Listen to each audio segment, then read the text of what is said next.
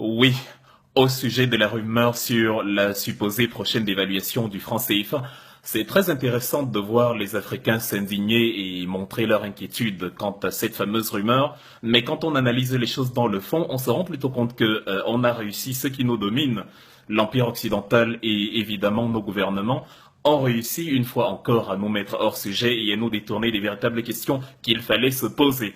C'est-à-dire qu'au lieu de s'interroger sur comment sortir du franc CFA, comment s'en débarrasser, comment être indépendant, on se retrouve à débattre sur le bien fondé ou pas de la dévaluation. C'est toujours comme ça que ça a fonctionné.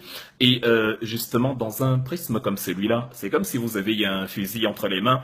Et après y avoir tué quelqu'un, vous vous posez la question, est-ce que j'aurais dû peindre le fusil en bleu ou en rouge? Quelle que soit l'apparence que vous donnez à votre fusil, c'est un instrument de mort et c'est sur le même mécanisme que le franc CFA fonctionne.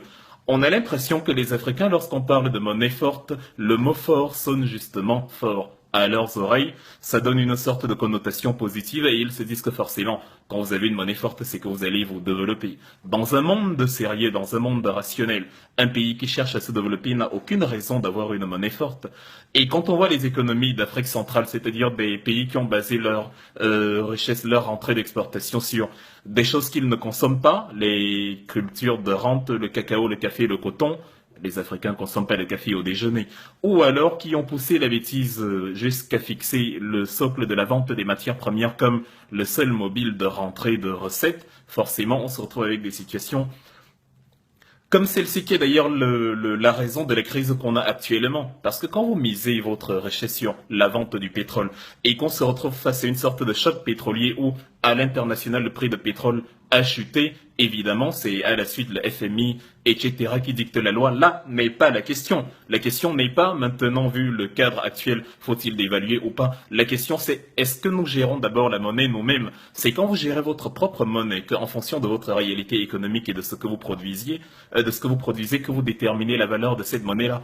Mais quand quelqu'un d'autre la produit à votre place, quand quelqu'un d'autre la gère à votre place, vous n'avez pas encore le temps de se poser ce genre de questions. On ne met pas quand on cuisine, on ne met pas les oignons avant l'huile. Ça se passe toujours dans l'autre sens. On ne met pas la charrue avant les bœufs. C'est-à-dire, c'est comme ça que ça aurait dû fonctionner.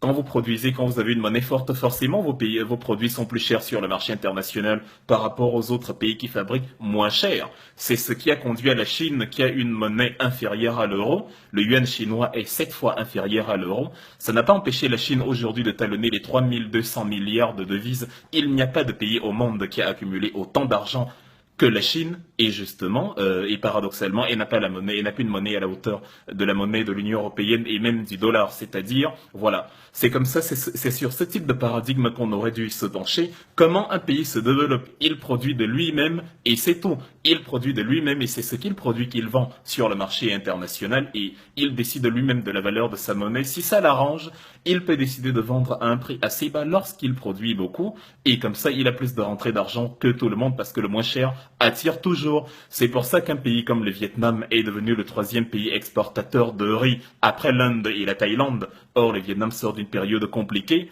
jusqu'en 1954 quand ils ont perdu, enfin quand la France a en quelque sorte perdu la bataille de Dien Bien Phu et que les États-Unis viennent remplacer les Français, mettent le Vietnam dans une guerre forcée de 20 ans, de 55 à 75.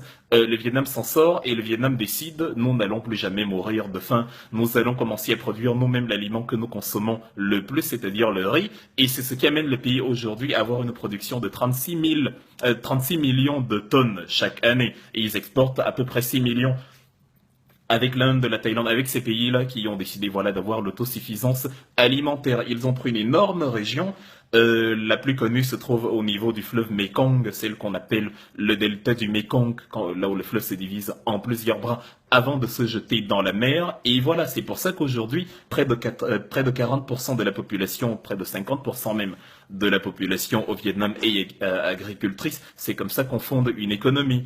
Dans un pays comme le Cameroun, qui est la porte d'entrée de l'Afrique centrale, nous n'avons pas l'autonomie alimentaire à 100%, c'est-à-dire sur le seul volet du riz, nous produisons seulement un tiers de ce que nous consommons. Et du coup, c'est le même Vietnam qui importe le riz sur le sol camerounais, sur le sol camerounais qui maintenant, le Cameroun maintenant qui ravitaille l'Afrique centrale, etc. quand on ne produit pas de soi-même, on ne peut pas se perdre dans des slogans comme Émergence 2035, Programme Sénégal émergent. On a l'impression qu'ils se sont passés le mot, c'est-à-dire le mot magique. On ne bâtit pas l'économie sur un socle solide, mais voilà, on dit si ce sont des slogans qui développaient un pays, on serait de loin, l'Afrique serait de loin la première puissance mondiale. Mais on a beau voir ce qu'on appelle les indicateurs économiques d'un pays, on se rend compte que rien ne ressemble à ce que font les pays qui nous dominent aujourd'hui. Nous faisons absolument l'inverse. Et il y a un proverbe qui dit que lorsque vous avez un pauvre en face de vous, si vous voulez si vous voulez vous enrichir un jour, observez le comportement du pauvre et faites exactement le contraire de ce qu'il fait. Si les pays africains veulent donc se développer aujourd'hui, il faut qu'ils réorientent leur modèle de développement d'une autre façon. Prenez un pays dans le désert comme Israël, c'est-à-dire c'est un pays créé de toutes pièces à partir de rien en 1948, mais qui aujourd'hui est autosuffisant à 95%. Israël, 8 millions d'habitants, dépose autant de brevets que tous les pays arabes réunis, qui font pourtant dans l'ordre de 378, 380 millions d'habitants. Pourquoi? Parce qu'Israël consacre près de 5% de son budget national à la recherche scientifique. C'est ce qui leur a appris à comment cultiver dans des zones désertiques, à comment faire fleurir des régions arides, etc. Aujourd'hui, ils présentent un PIB de près de 33 000 dollars par an, par parité de pouvoir d'achat, ce qui les place au même niveau que les pays européens. C'est comme ça qu'un pays qui veut émerger, c'est comme ça qu'un pays qui veut s'émanciper se développe. C'est-à-dire, on a un ratio en Israël de 120 brevets pour 10 000 habitants. C'est l'un des ratios les plus importants au monde. C'est impressionnant parce qu'ils y consacrent le plus gros budget au monde. Est-ce que les pays africains font ça? Est-ce que nous nous comparons aux pays occidentaux, aux pays développés seulement quand c'est mauvais? C'est-à-dire, quand il y a un accident, on dit les pays occidentaux aussi ont le même type de tragédie. Mais quand il faut analyser sur ce qui développe un pays, on dit nous ne sommes pas les Occidentaux, nous ne sommes pas les pays occidentaux. Le débat sur la dévaluation est un débat absurde parce qu'il épouse la même logique de mensonge que lorsqu'on dit le franc CFA est une monnaie stable. C'est-à-dire, vous avez une monnaie qui est accrochée à l'euro et qui ne varie pas en fonction de l'économie des pays où elle a cours. C'est-à-dire, on utilise le franc CFA en Afrique, mais comme il est arrimé à l'euro, 1 euro égale à 655, bref, on n'apprend rien à personne, on suppose que tout le monde le sait déjà.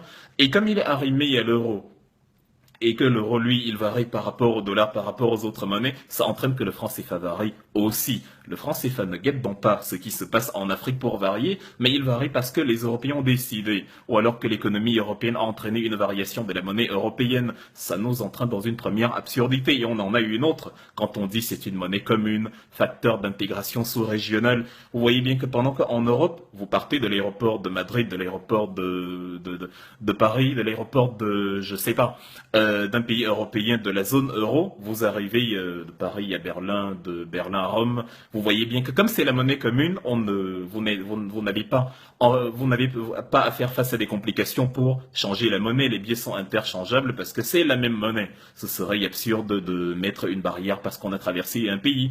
En Afrique, ce n'est pas la même chose qui se passe. Je pars de l'aéroport d'Abidjan pour Yaoundé. Il est impossible d'utiliser la même monnaie. On me dit, voilà, vous êtes en Afrique centrale maintenant, ce n'est plus la même chose qu'en Afrique de l'Ouest. Pourtant, la monnaie, elle s'appelle franc CFA. Pourtant, c'est a priori la même monnaie. Voilà, on se demande pourquoi ils ne sont donc pas interchangeables. Ce n'est donc pas une monnaie commune. Donc, si aujourd'hui il y a des Africains qui s'inquiètent, ils se demandent, bon, maintenant qu'on va dévaluer le franc CFA de l'Afrique centrale sans dévaluer le franc CFA de l'Afrique de l'Ouest, ça va nous amener où? À la fin, ça ne change rien. Voilà la réponse, ça ne change rien du tout parce qu'il n'y a jamais eu de monnaie commune. Ça a toujours été deux monnaies différentes, trois monnaies même, avec la monnaie de la BCC, de la Banque centrale des Comores. Voilà donc les principaux enjeux qui nous concernent. Voilà les principales questions qu'il fallait se poser. Mais comme d'habitude, tout flatteur vit aux dépens de celui qui l'écoute. Nous continuons à écouter ceux qui nous ont flattés depuis des décennies, ceux qui nous ont assujettis, mis en esclavage, ceux qui nous ont opprimés, qui nous dominent depuis la nuit des temps. Les Européens sont certainement les premiers à se demander mais comment ces Africains font-ils pour tomber toujours dans le même piège? Comment ils font pour ne pas tirer des leçons de ce qui leur est arrivé jusqu'à aujourd'hui? Nous les avons martyrisés à travers les siècles, à travers des décennies. Nous continuons avec la même méthode. Elle n'a absolument pas changé dans le fond. La forme a légèrement changé, mais c'est même devenu plus mesquin qu'avant. Ils doivent se demander mais comment ces gens font pour tomber toujours dans le même type de piège? Les débats sur l'évaluation des francs CFA est absurde. Parce qu'il nous détourne du véritable débat. Le débat est sur la sortie du franc CFA, les mécanismes de sortie, comment utiliser notre cerveau pour réfléchir aux mécanismes de sortie et non maintenant, voilà, on doit l'évaluer, oui ou non. Que le franc CFA soit dévalué ou pas, c'est une chose négative pour l'Afrique. Les exemples parlent d'eux-mêmes, on pourra s'approfondir une autre fois ou alors plus longuement quand l'occasion se présentera pour revenir sur les discussions. Est-ce que si les pays sortent du franc CFA, ils vont se retrouver comme le Zimbabwe, etc. Parce qu'on a éduqué l'Africain à prendre seulement les exemples vers le bas. Il ne cite pas l'Algérie, le Maroc, le même Vietnam, le Laos, le Cambodge. Il ne cite pas des pays qui, même s'ils sont sortis du franc CFA, ont réussi à prospérer. Il ne regarde pas que la plupart des pays dans le monde, hormis les pays du franc CFA, gèrent plus ou moins leur monnaie de manière autonome. Et la plupart des pays dans le monde sont plus développés que les pays africains. Ce n'est donc pas un hasard. Je vais donc souhaiter une excellente semaine à ceux qui défendent le franc CFA. C'est clair qu'on aura toujours ce type d'individus dans la communauté africaine qui, parce qu'ils ont des intérêts à défendre, sont prêts à devenir l'idiot des rois, sans oublier que l'idiot des rois est le roi des idiots. Donc très bonne semaine à eux, mais une chose est sûre, on ne peut pas tromper un peuple tout le temps, parce que la sensibilisation, l'intelligence, la propagation de l'information, la masse critique que nous voulons atteindre, ça rappelle un peu une fameuse opération 11 millions d'inscrits, la force du nombre plus la substance intellectuelle va finir par payer, parce que voilà, ils sont confortablement assis dans des fauteuils en se disant, bon, on a nos partenariats avec l'extérieur, notre coopération, bref, toutes ces absurdités-là à laquelle l'Africain est le seul à croire. Le monde est une jungle où seul le plus féroce gagne. L'Africain doit comprendre qu'il n'y a pas d'amis, il n'y a pas de coopération, il n'y a pas de partenariat. C'est-à-dire, c'est un degré d'absurdité que nous sommes les seuls à atteindre. La géopolitique mondiale, le paradigme de la politique internationale ne fonctionne absolument pas comme ça. Chacun cherche à donner des coups bas à son voisin sans que celui-ci ne s'en rende compte. Qu'à cela ne tienne, félicitations à ceux qui défendent le franc CFA.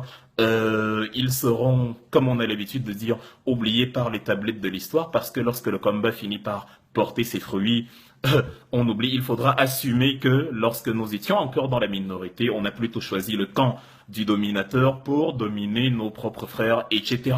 Donc voilà, le débat sur la dévaluation, on ne doit plus du tout s'y intéresser. C'est le paradigme de ceux qui nous dominent. On doit se focaliser sur ce qui est important et se poser les véritables questions. C'est comme ça qu'on va se développer. Sinon, nos enfants vont revivre exactement ce que nous vivons aujourd'hui. C'est une boucle, l'histoire de l'Afrique. Ça tourne en rond et ça arrange parfaitement ceux qui s'enrichissent sur nous, ceux qui sont au-dessus de nous, ceux qui règnent sur nous d'une poigne de fer. Voilà, c'était ma petite contribution parmi les milliers de contributions qu'il y a déjà eu sur les questions des francs CFA et par rapport surtout à ce volet de la dévaluation.